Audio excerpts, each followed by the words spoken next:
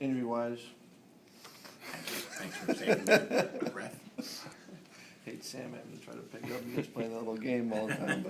But, Shane and Corey both practiced yesterday. Kind of see how they feel today on it. So that was good. Had a good week. You know, I thought the guys from Monday on, you know, kind of was able to get on and focus with Georgia Tech, and that part's good. So, you know, we're gonna have a good one today, but it's been a good week. Most of the time you have a good week of practice, don't you? You know, you see that every week. Yeah, no, it's not perfect, but I think they have done a good job this year of focusing on the week and going. And every practice, you can say. I mean, every practice there's some good stuff and there's some stuff that needs to be cleaned up. And if you're feeling good that day, you say, well, it's good it came up that day, so we can correct it. And it really is. You know, if you give them a different look, something else. You know, we had a problem on one thing, but if you don't show them that, they don't see it, then you don't have a chance to correct it. But yeah, I do say that a lot. You gotta say something if I can get through this thing. Savage and some of the other players, though, did say it was a better practice. They had better practice this week than others. So was it just kind of cleaning things up this week since you're kind of facing a similar... No, I think, there's some corrections to be made, and clean up. But I think it's every week's a new week. And that's the good part of it. That's why they're good weeks, Jared. Better have a bad week, Paul. Yeah? Paul, it's the same scheme, but are there things that Georgia Tech does better out of it than what Navy showed? I don't think at any point a guy should say that a team that beats you, that you say, this team here does it better. You know what I mean? And I was asked about that comparing the quarterbacks. One quarterback just beat us.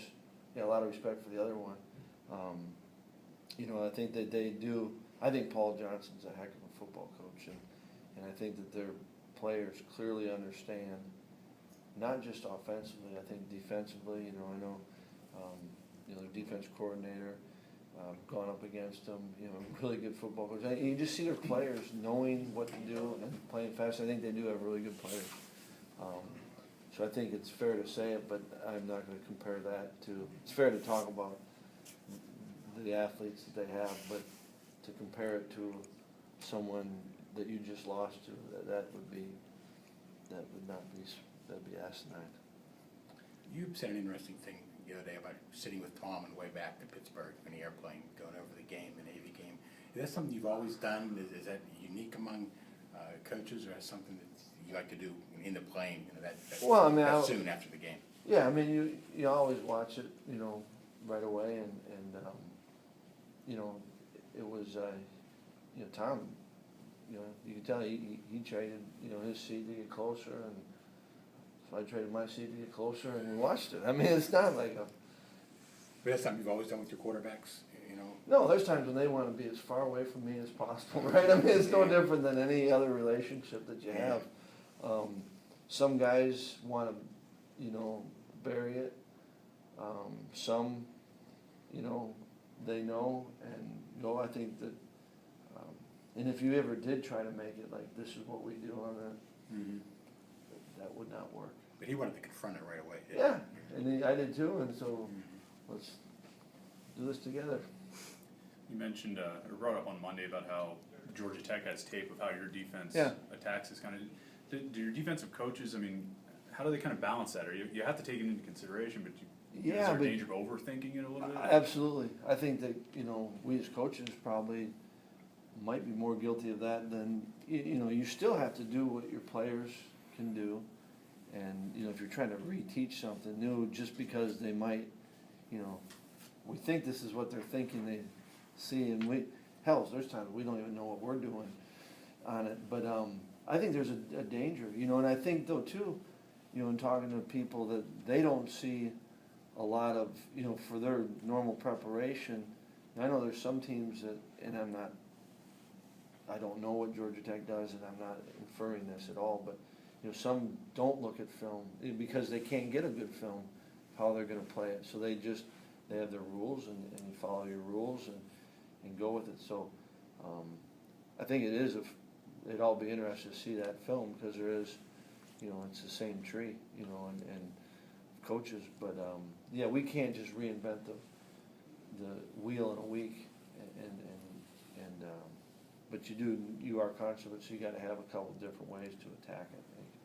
Coach Huber talked earlier this week about how it can sometimes be tough for you guys preparing since there aren't many other teams in the league that play like you guys do offensively. I mean, can you just talk about what that process is like, trying to, get film on tape of what Yeah, to I do mean, against you the just, depending on what, formations or whatever you're using, you just don't have the, been going through this now for, 4 or 5 years.